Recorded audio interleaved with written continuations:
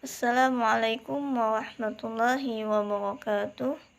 Perkenalkan, nama saya Lailatul Baida dari program studi Pendidikan Agama Islam.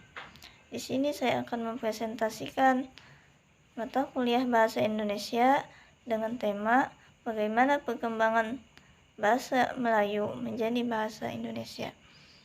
Bahasa Indonesia adalah bahasa resmi bangsa Indonesia. Bahasa Indonesia juga menjadi bahasa persatuan bangsa Indonesia. Bahasa Indonesia diresmikan sebagai bahasa nasional setelah Proklamasi Kemerdekaan Indonesia pada tanggal 18 Agustus 1945.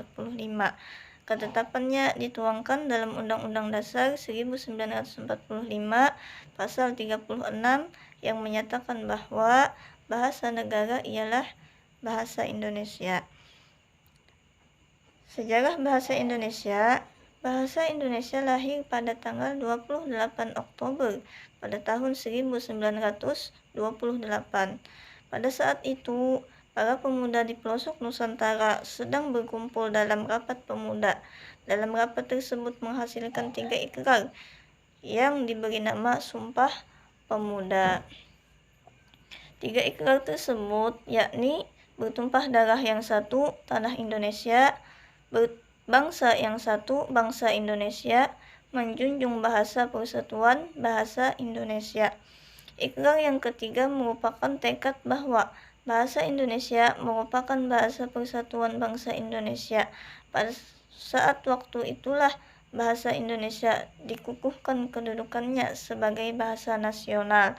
Bahasa Indonesia berasal dari bahasa Melayu. Bahasa ini tumbuh dan berkembang dari bahasa Melayu yang zaman dulu sudah dipakai sebagai bahasa perhubungan dan perdagangan. Tidak hanya ke Kepulauan Nusantara, tapi hampir di seluruh Asia Tenggara. Di Asia Tenggara, bahasa Melayu sudah dipakai sejak abad ke-7. Kerajaan-kerajaan di Indonesia juga memakai bahasa Melayu. Tidak hanya Kerajaan Majapahit, tetapi juga Kerajaan Sriwijaya. Kemudian peristiwa-peristiwa penting mengenai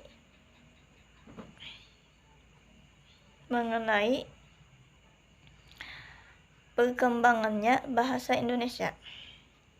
Pada tahun 1908, pemerintah kolonial mendirikan sebuah badan penerbit buku.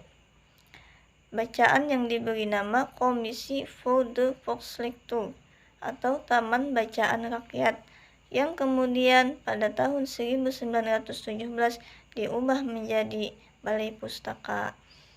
Badan penerbit ini menerbitkan novel-novel seperti Siti Nurbaya dan Salah Asuhan, buku-buku penuntun bercocok tanam, penuntun memelihara kesehatan, yang tidak sedikit membantu penyebaran bahasa Melayu di kalangan masyarakat luas.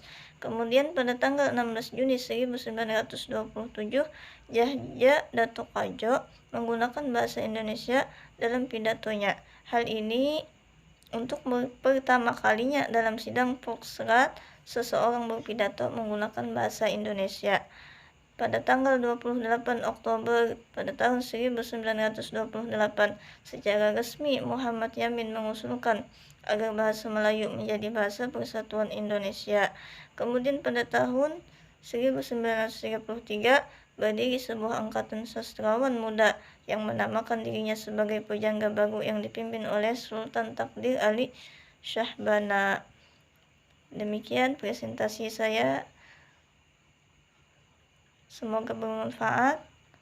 Saya akhiri. Wassalamualaikum warahmatullahi wabarakatuh.